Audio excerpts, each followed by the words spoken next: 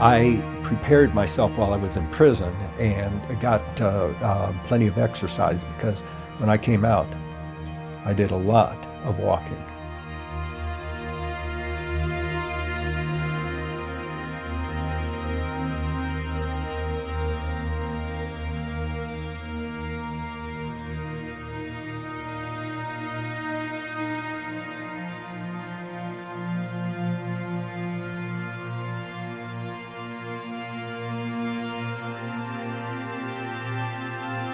Came to this ravine. I looked down in there and I said, this is the place.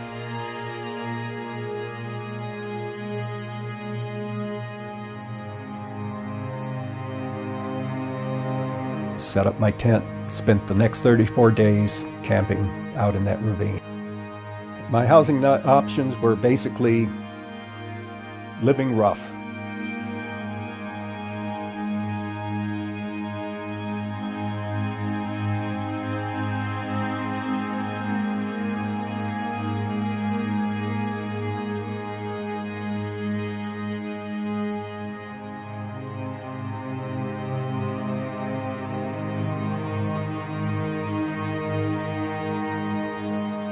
My colleague from Weber County, we have been working together on the Good Landlord program and some revisions.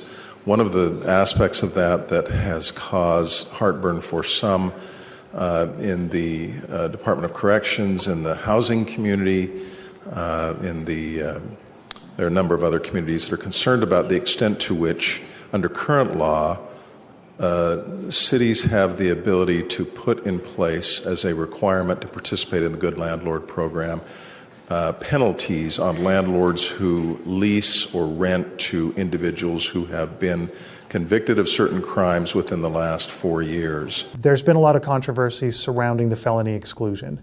My name is Tom Wood. I run the Good Landlord program.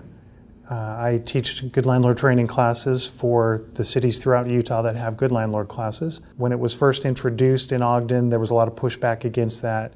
Other cities kind of followed the Ogden model. The first thing that the Good Landlord program requires of landlords is to run a background check on all of their applicants. I don't know you at all. And so I'm going to run a background check and I'm going to look at it and go, hey, you're fabulous. There's nothing wrong here. You're a great credit risk. I got a good recommendation from your past landlord. You haven't got any sort of criminal record. Come on in. Now, in all cities except Salt Lake and South Salt Lake, they have felony exclusions, which means that you can't rent to anyone who has a felony conviction in the last 4 years. When you have someone move in next door to you and you find out that they're an ex-con and you've got 2 little girls aged 3 and 5, you're going to move. And again, as a landlord, I'm losing business because I'm renting to someone with a felony conviction. They may be a great person, but that doesn't change the fact that the neighbor is scared and the neighbor's going to go somewhere else.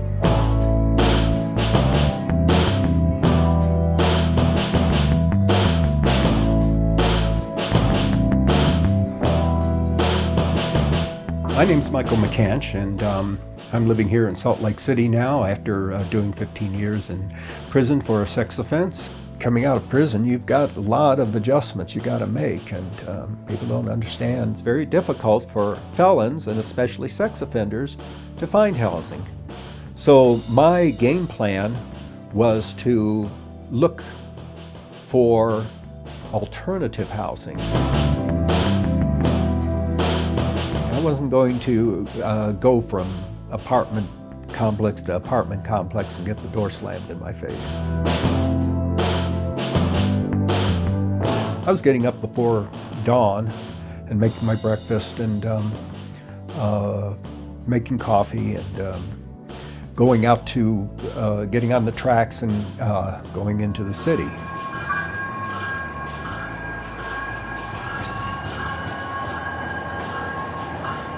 A lot of sex offenders become homeless when they come out of prison and jail for a number of different reasons, one of which, and the most major, is the stigma attached to being a sex offender. So the public often misunderstands that sex offenders don't actually reoffend as often as you'd think they would. Part of the reason that landlords probably don't want to rent, besides the stigma and the misunderstandings, is liability. They think that if I rent to a sex offender who's been identified as a sex offender and then they do it again, that's going to look bad for me. The other issue they have when they come out is all of the laws and policies that make it harder for them to find housing. So things like residence restrictions make it so that they can only live in certain very small areas, and in some places nowhere at all. So you see in San Francisco, they can't live anywhere. Same thing in Miami, there's very few places that they can actually live. I'm not mad at anybody, really. I don't want to really place blame. I'm understand the public's feelings about sex offenders. I feel that if somebody is given a second chance and they blow it, they commit another offense, that should be it. But everybody deserves a second chance.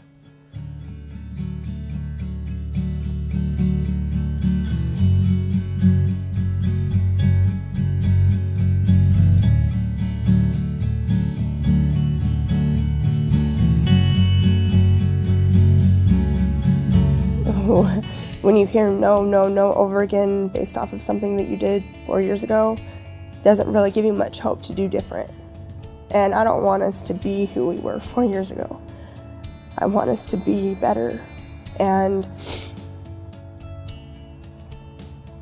there's days where it's hard.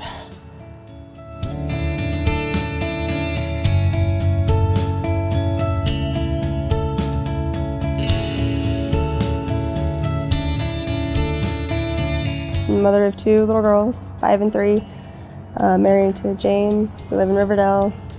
We're good people, trying to be good parents. Weren't doing what we should have been doing. We wanted to spend a night in a motel room getting high because we didn't want to do it at our house. We were trying to be as smart about it as possible as you can be, trying to do some stupid decision. We didn't have our kids. We took them to a daycare for the night, just so we could have a night and everything. We picked up probably a tea, a dope, and some weed, and then went to the hotel room and just smoked. The Riverdale City Police called up the hotel room because they were doing a warrant check on the whole hotel that night, and called up to our room because my wife had a warrant at the time.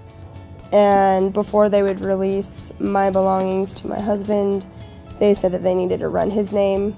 Well, our meth was in the cigarette pack and with the weed, and they tried to give the charge to my wife because it was in her hands first, and I took the charge. He took the cigarette pack from me when he knew that he was going to get arrested. He didn't want me to be stuck with a felony because he knew the repercussions of a felony.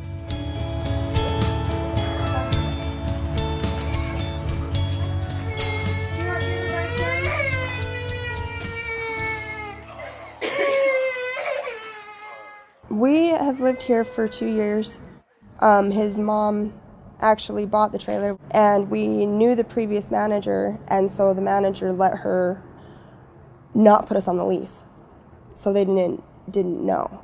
They recently became under new management, and the manager's requiring us to apply to be put on the lease, and because of his felony, we can't. So we have until April 1st to get our shit and get out.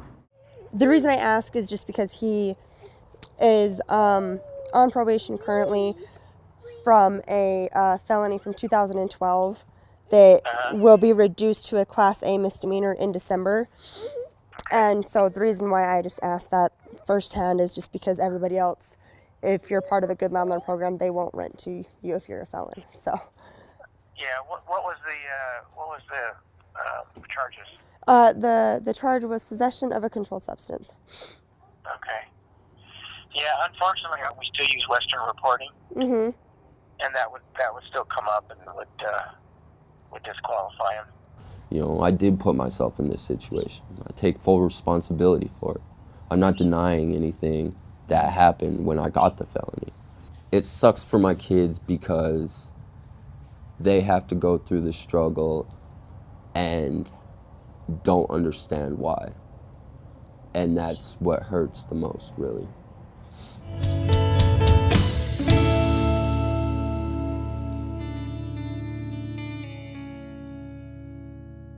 I carry a lot of guilt from that day, and I try to stay strong, and I try to stay positive and try to keep him positive. But if he was on his own, he would have killed himself. He would have killed himself.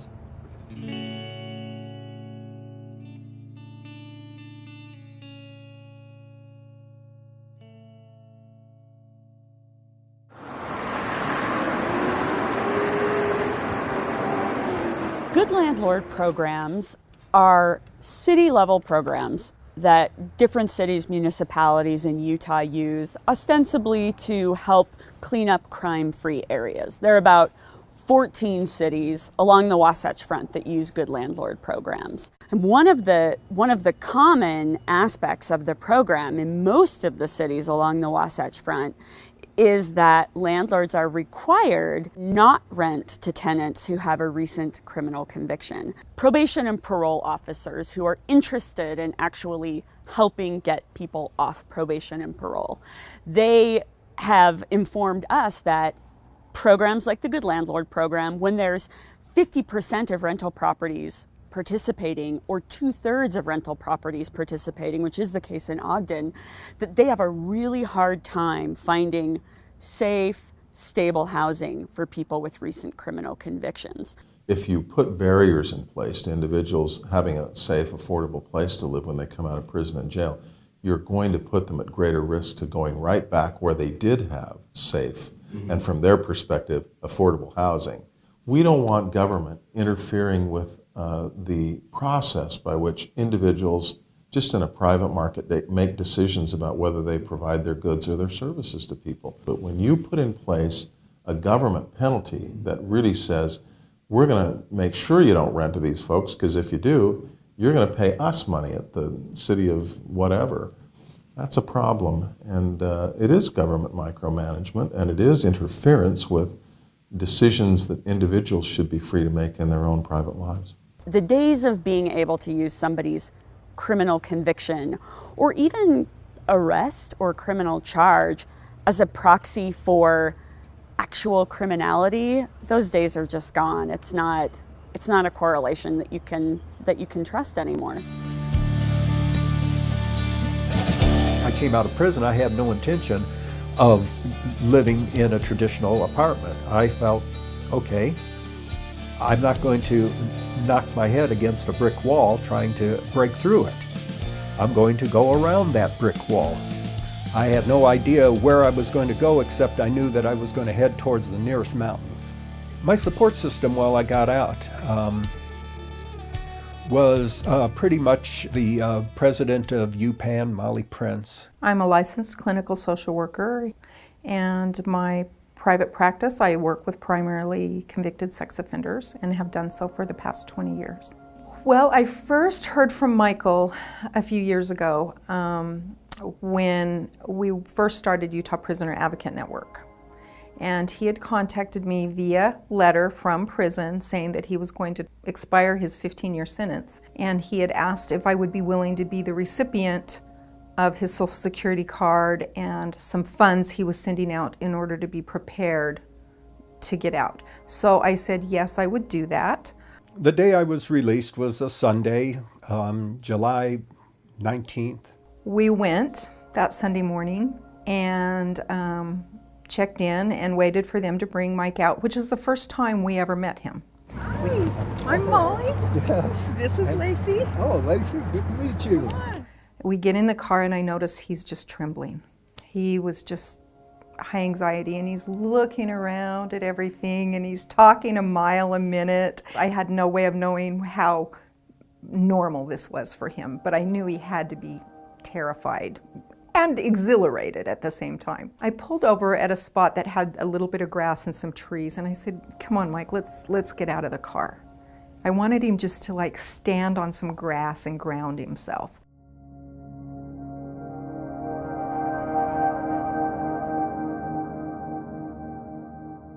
And so we stood under a tree on some grass and I looked to the east and I said, okay, there are the mountains. Just take a deep breath. Don't say a word. Just.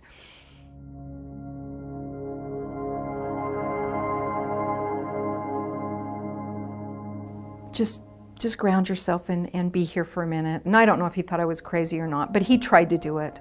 So we got back in the car and we were talking about where was I going to take him. And he said, I want to go to a Walmart because I want to get some things and then I want to go and enjoy nature.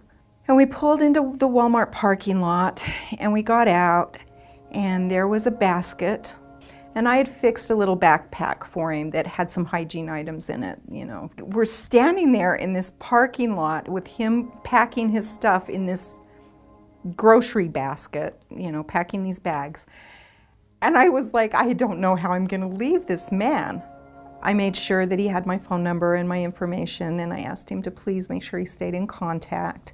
And he was very interested in, I want to help with Utah Prisoner Advocate Network and things like that. And so finally, we shook hands. I don't remember if we hugged or not. I know that he shook hands with my husband, and I got in the car with my husband and left, and I just cried as we left because it just seemed so sad to have someone get out of prison after 15 years and really have nowhere to go. I went in a daze. It was kind of like being in a dream state for a while, walking around the aisles. And then I finally woke up to the, that if I didn't get going and buying up what I needed, that I would be in that store much too long and wouldn't have time to find a place to camp for the night. He'd been dreaming about sleeping under the stars and laying on the earth, being out of concrete and steel. So I took the red Trax line out. I figured I'd take it as far as it went. And he stayed in touch, and he let me know that he set up a regular camp. On Pioneer Day, the 24th. In a ravine farther south and west. There were deer in the ravine, and there were all kinds of bird life. It beat being in the homeless shelter by a mile. What we need to do to change the system is change our attitudes. We've gotten really mean-spirited in this country in the last 20 years. We have this fear of strangers, but oftentimes it's not the stranger that is going to hurt you. In my case, my offense was committed against people that I knew. So another piece of this is when someone's been in prison for 15 years and they can only make 40 cents an hour, 60 cents an hour, they don't have a lot of money when they get out. Even if there was somewhere that's more than willing to rent to them, they don't always have a lot of money.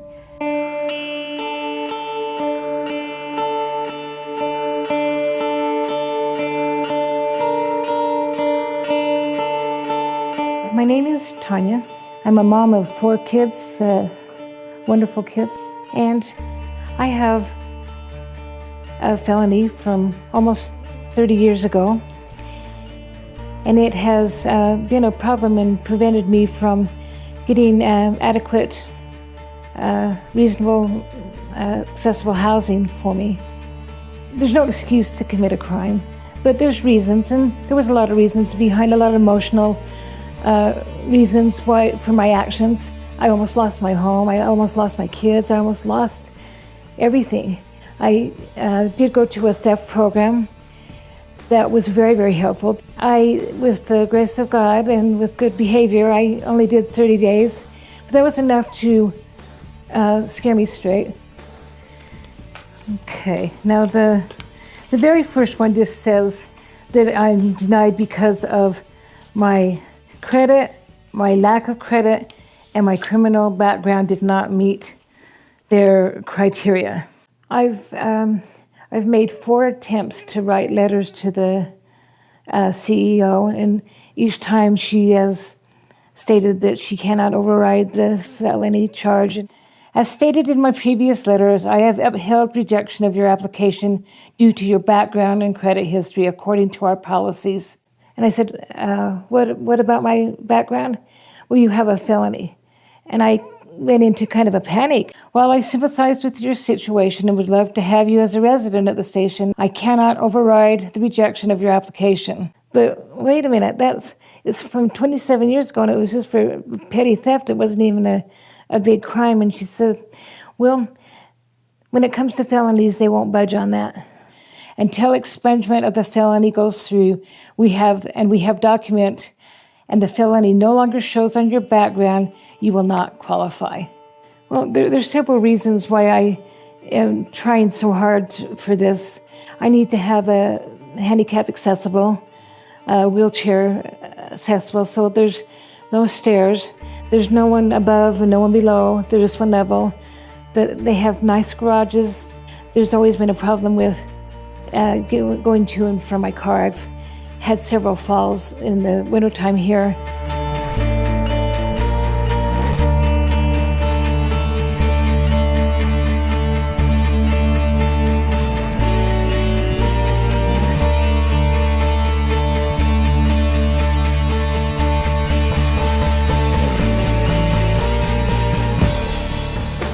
It saddens me that I've had to go through all this, but then again, it makes me want to not give up.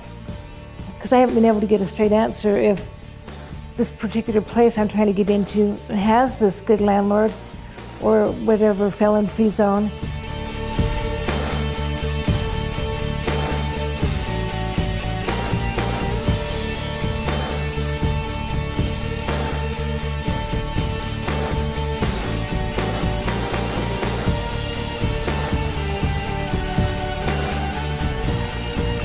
It may be true that, when you reduce the number of individuals who are more likely to commit crime, when you reduce the number of those individuals in a particular city, crime rates go down. But the reality is that those individuals don't disappear. They go someplace. So you're just moving the problem from one place to another. And that's not a good solution. They're most vulnerable to going back to prison and jail because they can't find work and they can't find a safe, affordable place to live. I don't think coerce is too strong a word. I think that it is coercive. It's saying you will refuse to lease or rent your property to these individuals who have recently gotten out of jail or prison, and if you don't, you'll pay a hefty price. This is not a small penalty in many situations. Because if you're part of the Good Landlord program, it's $12 or $13 for a unit or a duplex, depending what you have. If you're not part of the Good Landlord program, it's over $100 per unit. You got to pay for a business license. So that's kind of been the controversy as well. Yeah, I mean, and that as owners, that makes the owners kind of upset because it's like, why am I paying for a license? What it does do is it creates very coercive business licensing fees, much higher fees for landlords that don't agree to the terms of the city. So at the end of the day, I would favor an approach where landlords get to choose who they want to rent to. But the city says, you rent to the type of people that we say you can rent to, otherwise you pay a much higher business license fee. We're going to charge you these higher fees for your rental properties because we think the people that live there are calling for city services more than everybody else. But if you participate in a Good Landlord program and follow all these different rules, you can get a substantial discount on those fees. The landlords don't want to pay the money, and they feel like the city's forcing them to become educated. I have been a landlord for 25 years. I have been in your shoes. Some of you in here have worked for me in the past. If I don't want to rent to a felon, I won't rent to a felon. But I like to have the freedom to rent to one if I want to. If I want to rent to my nephew, who's kind of an idiot and has a felony conviction from about 2.5 years ago, it seems like I ought to be able to rent to him if I want to, because he's not much of a risk for me. And so I like the ability to rent to them if I want to. And if I don't want to, the city's not going to force me and say, well, you have to. I get to choose. I like having that choice personally. I've actually been working with the Utah Housing Coalition on trying to develop a program where we can go to prisons and teach felons before they're released, have them go through a training class where they can become certified as a good tenant. They can then take that certification and get an exemption from cities with these felony restrictions. We still can't make any kind of requirement for private companies or private individuals that simply say, we have no intention of renting to someone with a felony conviction, but we're proposing something that this would allow you to rent to someone and not be in violation of a good landlord program. But I think it's probably good to have the landlord have that discretion, as long as you have the information available to be able to see what those felonies are. You know, if all you know is that someone committed a third-degree felony and you don't have the ability to look into what it was or when it was or what happened, then you probably don't want to rent to that person.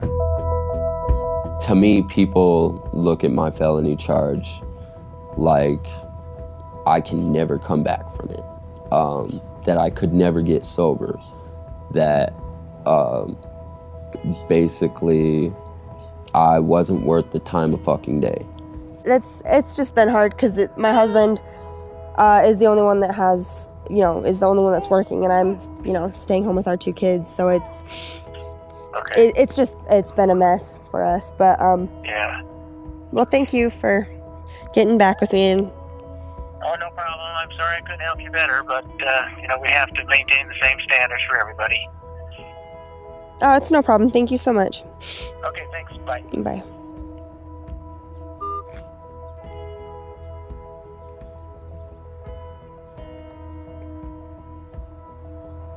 It's not the same standards for everybody. Because he completely contradicted himself. At first it was, we don't participate in the Good Landlord program. Wait, what was his charge for? Possession of a controlled substance. Oh, wait, no. Because then that'll come back on his credit report and it will still show up, and it's horseshit. Like, just tell me no. I mean, hell, it's almost like a Vietnam flashback, getting out of jail, It's like I don't even want to try. I just want to let God take the wheel and maybe drive me off a cliff or something. So. It's not about giving us repercussions for what we did. We completely accept what we did. The problem is we shouldn't be forced to have to live with it over our heads for our entire lives. We're sober, he's working 2 jobs, we're taking damn good care of our kids. We just want to do better than we're doing. We don't want to be stuck anymore. I'm scared. How it's going to affect my kids when they get older, I worry about that every single day.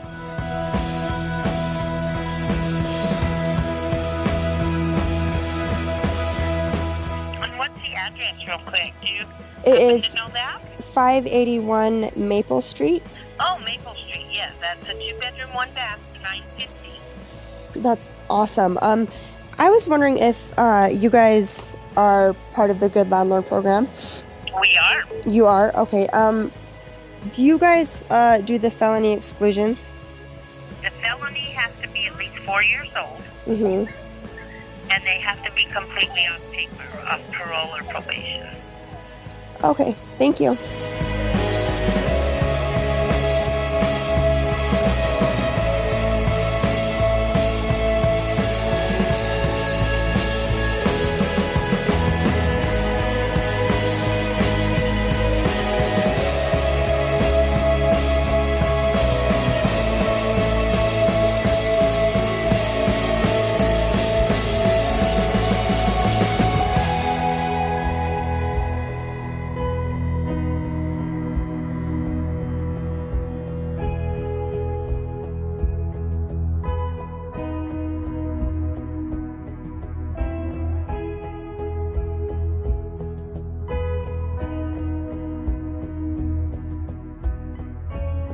Yeah, I'll try and call him one more time, and then I guess I'll just leave him another message and just let him know that we were here and trying to see it and just see if he'll call us back. Okay. All right, baby. Well, if nothing else, I'll see you soon. Absolutely. I love you. I love you.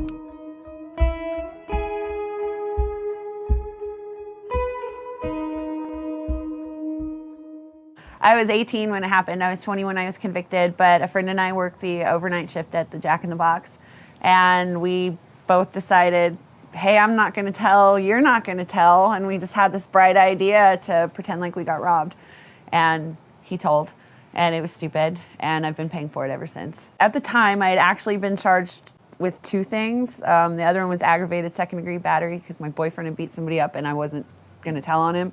And so they charged me with it too. And so I had to plead to the non-violent one to get them to drop the violent one. That's why I have a felony for my very first offense. What do you think in society in general, what do you think people think of when they hear the word felon, ex-felon? I think they think something horrible, something violent, or just bad, like bad seed, not like, bad person, but just something's like seriously wrong with you. People need to be more open-minded. And, well, maybe not open-minded, but more accepting. Like, people fuck up. Everybody fucks up. And I don't think that I should have to pay for it for the rest of my life. And if that was the case, I'd still be in jail. My self-esteem and my personal self has gotten a lot better, but it's brought me down to where I almost wanted to go to a therapist to help me with retaining my self-worth. I am not a hardened criminal. Being rejected by society, being rejected by the Good Landlord Act or by employers, it hurts inside to the point where you want to look outside. And a lot of times that outside support isn't the type of support you need. It breaks down their sense of worth. It ostracizes them from the community.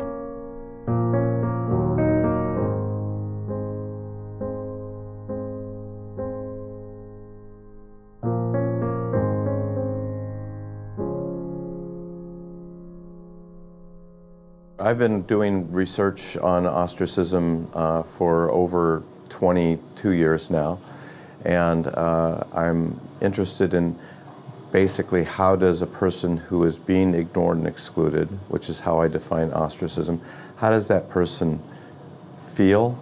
How do they think? How do they behave? Another group of people who probably face a fair amount of ostracism would be people getting out of prison, who have been in prison for a long time. Their records stay with them. Employers might shun them or avoid them. Communities might shun them and avoid them. Perhaps their former friends and family. Do you have an ostracism condition? Do you know what condition this is? No, I think this is inclusion. I don't have an ostracism one quite ready to go. Okay. So do you think it's going to affect the actual experience of it as it's happening, what we usually call the reflexive stage, or do you think this is going to be something that affects a delayed response? And if every day you're ostracized regardless of what you do, then you finally tend to give up. And so this stage is called the resignation stage. And for people who have to endure daily and weekly and monthly and yearly ostracism, we can suffer psychologically and physically. They're going to start to feel lonely, perhaps alienated from either a group of people or maybe even society broadly. Some of the interview data that I've seen suggest that people start to become more aggressive, not just sort of maybe verbally, but even physically, face ostracism or exclusion in different ways. So a lot of research on stigmatization comes from areas like sociology, where they look at sort of the cultural or group level ways of excluding people, like moving them into different neighborhoods, excluding them from getting housing at all, right? So that there are different sort of systemic ways as well as interpersonal ways to exclude someone who has a criminal background. And so these people face a very difficult prospect of trying to reintegrate themselves in the community, to be re-included, and if they continue to be ostracized after getting out of prison, then they may resort to these unhealthy types of reactions.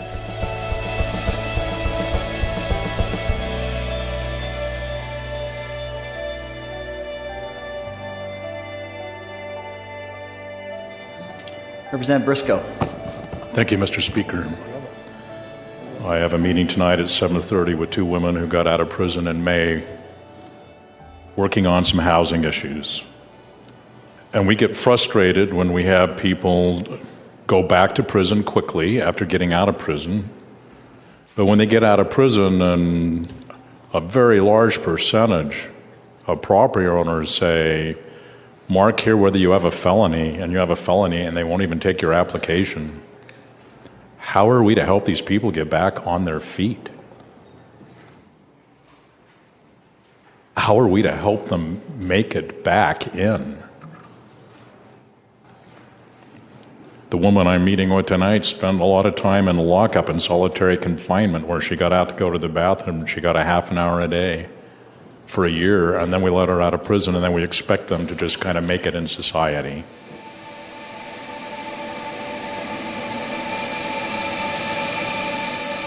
Good Landlord was an opportunity to do a couple things. Number one, try and help landlords to become more professional in what they in running their business. The second was to try and control some of the population that was coming out of the halfway house and other places, because they were all congregating in one geographic area.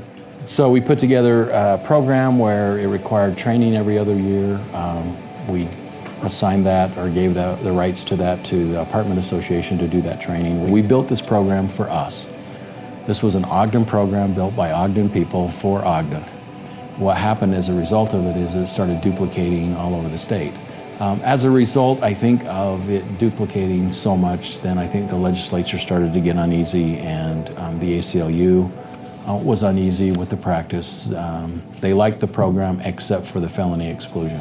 What we decided after a number of meetings, that it was best to conduct a pilot program with adult probation and parole, let them come in and determine the best way to decide how we integrate these felons back into the local communities. The concept that we're looking at is that they have a list, the parolee goes out and has to find a place to live, they'll get an address, they would go back and clear it with their parole officer.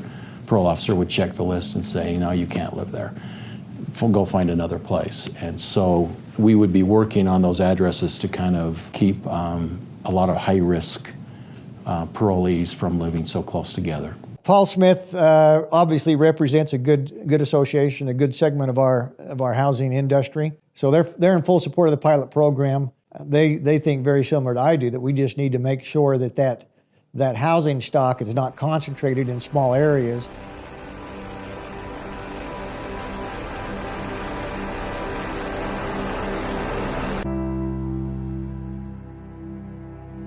We tend to like to think that we can, in our society, that we can identify who's a criminal and get them out of our communities, and then that will make us all safe. But really, criminals and sex offenders, it's everybody. It's people that you know. It's community members are sex offenders. What landlords should know is that they're people. That's the number one thing that I see, is that, especially with sex offenders, people start talking about sex offenders as if they're not people. And they're people. By not renting to them, in some situations, you're making the problem worse, because where are they gonna go? If they can't go anywhere and they become homeless. He was living in a tent at daybreak, and he told me that he wanted to get out of, homelessness, and this might be his way out. So he came in here, and it worked out that we had a room for him, and it's totally changed his life. He's been a really good tenant here, really good tenant, and works with us, works really close, is very involved in the self-reliance classes and attends them all.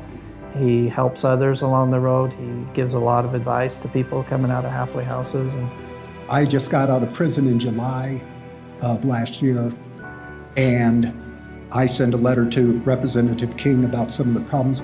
Representative King called me up, and we talked on the phone for about 40 minutes, I think it was, about the problems. He did his homework. Stigmatized populations have difficulty getting legislative resources allocated to them. I'm talking about homeless people. I'm talking about people who suffer from mental illness that's serious.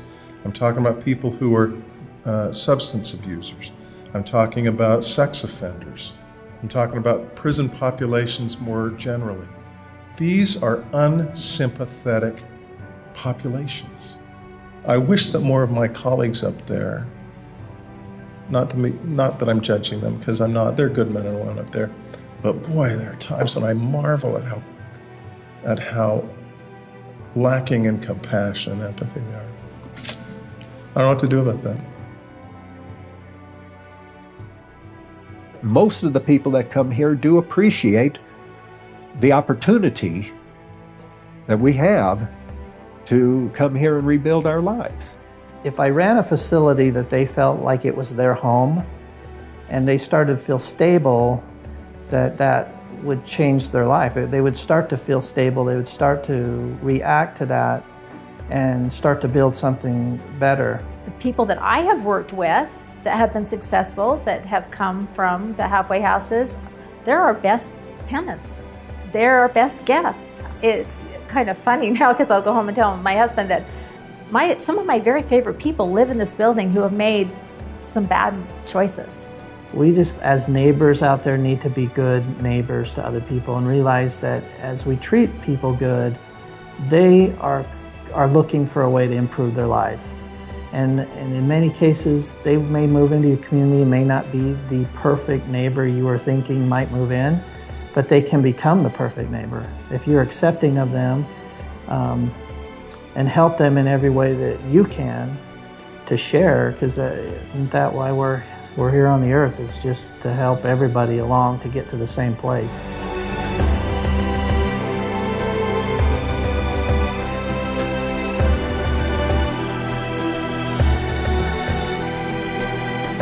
There was a comment from one of their little managers. She said, well, if we changed it for you, we'd have to change it for everybody that's ever applied that has a felony. And when I ask them what I can do, all they say is, get it expunged. They won't even consider. They won't consider that I can't do it. I've put money into it. I've had lawyers tell me that it's a waste of time and money. I'm off on a new adventure. I'm headed towards, I'm gonna go check out try to get some information about some apartments that I've been trying to get into and see if I can get kind of a little bit update on their policies and their changes that I heard that they have made.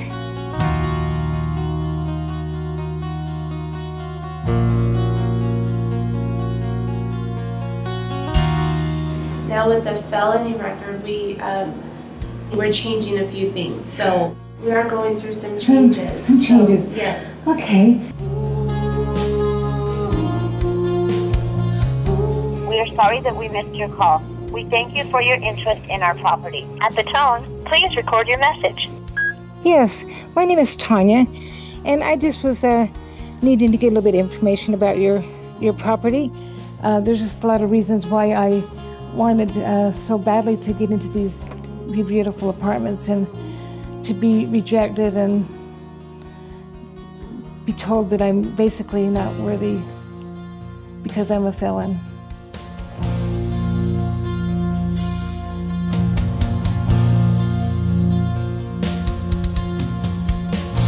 Entitlement is kind of the way it seems that our society is going right now, and it personally makes me sick to my stomach.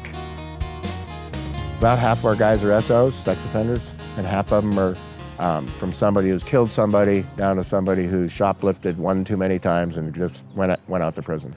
I both own and manage, as well as manage other properties for guys coming out of the prison system. I was fortunate enough to be introduced to somebody, had the funds and the desire to buy properties, and so we pulled our resources together, mainly his. We've been doing this for about 10 years. Well, I'm a former bad guy myself. I spent 8 years in prison, so the need is very strong. Stable housing is everything. They come home to a stable place around good people, and I'm talking other felons that want to improve their life, then the pressure is off. They're not getting phone calls from old friends saying, hey, let's go party or do something stupid. Well, once I got my packet back from the Board of Pardons that said had my release date, I started putting feelers out to find housing for different apartment complexes, single little apartments or houses, and turned down one after another. And I realized this is going to be a struggle, that I might have to go to a halfway house. But I met a gentleman inside who knew Mike, who put me in contact with Mike, and Mike had a place that was coming available by the time I got out, so I put that in and it was approved. If I didn't get the chance, or Mike didn't give me the chance, you know, when I got out to find a place, to put me into a place, I might have gone sour. I might still be in a halfway house. So Mike, in general, got me started on the path to where I am now. It just keeps me focused on helping them, which automatically keeps me going down the right path. And so it's been extremely rewarding. A lot of the guys have moved on now. It's been almost 10 years. A lot of the guys are married, have bought homes. This is where it all began, right here. This is the first property. You know what, 5 years ago? 5.5 years ago. Now I bought a house, and now I'm rebuilding the houses full time. Well, if more people were to understand, you know, yeah, we've all made mistakes, and some of us have done time, but we've been given a second chance, and 99% of us want to make that change. We want to do better. It is true that if you treat people well, the majority of people, even people who've been to prison, especially people who've been to prison, they're going to appreciate that and want to show you that they've made changes in their life.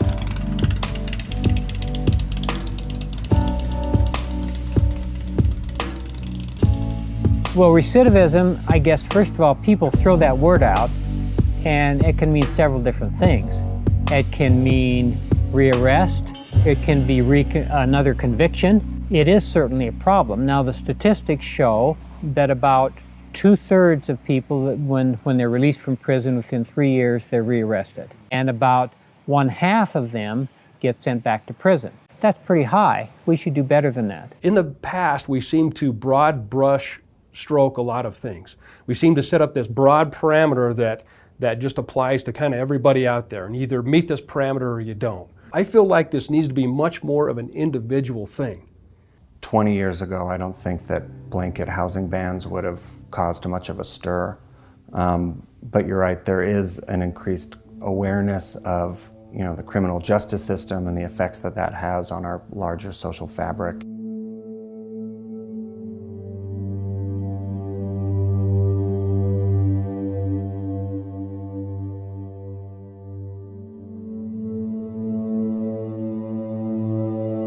This ruling from HUD, this guidance is April 4th, so this is pretty fresh. Okay, we're still trying to digest it and properly interpret it. The guidance makes clear that blanket bans, whether based on felonies or based on time periods or even types of offenses, generally are not going to be okay, are going to be unlawful. The driving force behind this is called disparate impact.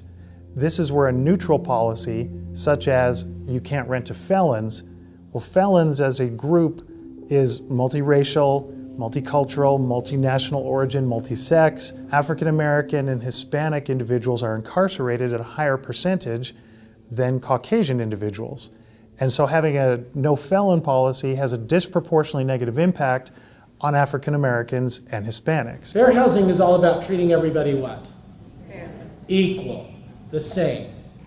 But fair housing implementation is all about evaluating them on a case-by-case basis. Maria, you asked, how do I get my owners to do this policy? Well, remember, property managers, if your owners don't follow fair housing policies, we fire them. And that's the problem that we have, is that, you know, we want to be able to reject the sex offenders, and you can. You know, domestic violence and cases. you can. There still are sex offenders that you definitely don't have to rent to, but you also should have just a reasonable policy that might state that if someone has been arrested and convicted and has been out of jail for 3 years, then you rent to them. That's a good one. But if you just say never, that could be a problem. Who's going to help my landlord get the meth lab out? I mean, if we take a chance on someone and that happens, well, it's almost criminal how these laws are. We don't want to overthink this. We don't want to panic. We need to still remember that we have rights as business owners. And as long as we can have a justifiable defense, we're probably going to be okay. If we don't see a lot of lawsuits, it's because we will have seen a lot of voluntary change. However, there are still several municipalities in Utah that have such blanket bans in place. So if we take that good landlord program, and rather than painting it with a broad brush, say, hey, come on in and work with us, and let's look at your individual circumstances and commit to following certain things that indicate that you are back on track and doing the right things. And some of those things are the Real Victory program, being involved in successfully completing day-to-day the 24/7 program. It's working with Cottages of Hope. All of this is wrapped into that individual from my perspective, and so it's an individual thing, because that way there's accountability. I used to get mad, and I still do sometimes, but there's just really no point in it. I know who I am. I know I'm awesome. I know how hard I've worked to get where I am today. I know everything that I've put into becoming who I am, and fuck everybody else if they don't see it. Somebody's going to give me a chance one day, and that's all I need. If someone that is really trying to get their life in order and get back into society, I mean, do all those things look really good and are positive, and you've been positive for the last couple of years and there hasn't been any problems, and it seems like you're on the right track, I think we're hindering society if we don't give people another chance, because then where do they end up? Either back in jail or on the streets.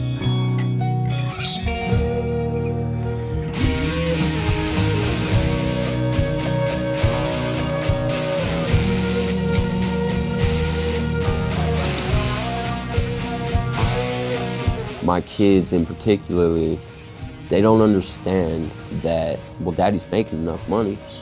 Daddy has a good job, but daddy can't get a better place to live. We're stuck in a trailer with no heat. We've had no heat in this trailer since the beginning of winter.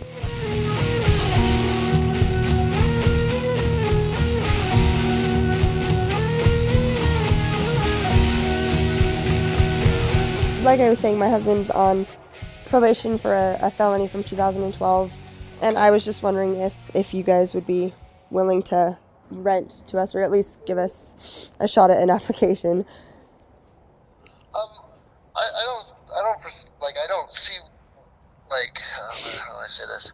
You definitely can fill out an application. That's wonderful. How do I go about getting an application? If you just want to text me your email address, and I can send you one over email. Oh, that's wonderful. Thank you so much. Yep. Okay. All right. Thank you. Bye. Well, Stay positive, stay focused. When one guy tells you no and the next guy tells you no, the third guy might say yeah. Or it might take 10 guys, but eventually you will find a place, but you just got to stay positive and focused. Welcome to the Ogden City City Council meeting. It is the 3:30 p.m. joint work session.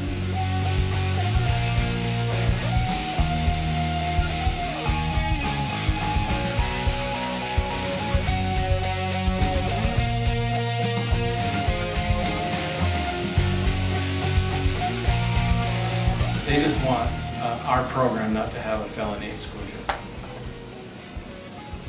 So we don't have felony. But that was the whole premise of doing this from the beginning. Was a compromise. It's a pilot program. We can give waivers all we want, but they still have to convince and find places that will have to. The ACLU would like the felony exclusion to be removed from any good landlord city. I don't think that will happen. I hope not. I know Representative King, who is a Democrat from the Salt Lake area, has opened a bill file. He does a lot of the bills for the ACLU. Sometimes people get confused and think that what we're looking for is to force landlords to rent to people with criminal convictions.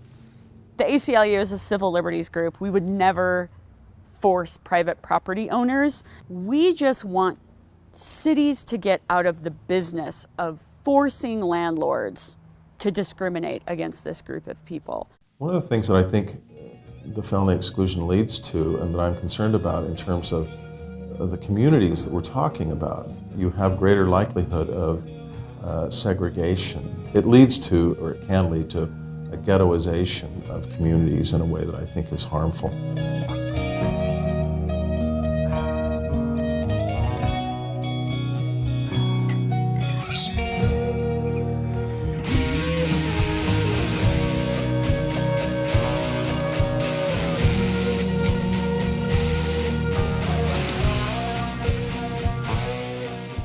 Representative King. Thank you, Mr. Speaker Pro Tem. Colleagues, this is an important bill when we're talking about such fundamental things as private property rights. It's an important bill when you're talking about such things as giving people a new chance, a free chance, a good chance once they've paid their debt to society to try and get back up on their feet. They are already stigmatized as a population. We already allow landlords to refuse to lease to these folks, and that happens over and over and over again. So, further discussion to the bill. Representative Potter. Thanks, Mr. Speaker Pro Tem. I appreciate the sponsor's intent with this bill, and I understand what he's trying to do. However, the problem with this bill lies with what it says in line 12. That is, this bill prohibits a municipality. I think this is I know this is a problem for the local governments. This is a problem for the cities to deal with, and it's something that they will deal with. And it's something that we as a state should not take away from them. That's my feeling, and I would vote against this. Thank you, Representative. Further discussion to the bill. Representative Elison. I stand in rise in strong support of this bill as a co-sponsor of the bill. I wear different hats as I speak about this. I'm a landlord. According to some cities, I'm not a good landlord because I choose to give some people a second chance. I recently rented to an individual, a family who'd gotten out of drug treatment. They've been fantastic tenants. I rented to somebody who'd come out of a sex offender program. Excellent tenant. And I also stand in support of this bill as a strong advocate for the homeless. I spent part of my morning trying to work on issues surrounding homelessness, and it's like we're hitting the gas and the brake at the same time. We're saying we've got to solve the homeless problem. Oh, but don't rent to the people who are often homeless because of poor past decisions that are trying to turn their life around. Don't put them in my city. Let's put them in a different city. Let's just keep them in a shelter. I think it's extremely duplicitous for us to say that somebody who's paid their debt to society and wants to step back into our community, well, we're just going to have you do that in certain places, and we're going to penalize the private property owners that want to give these people a break.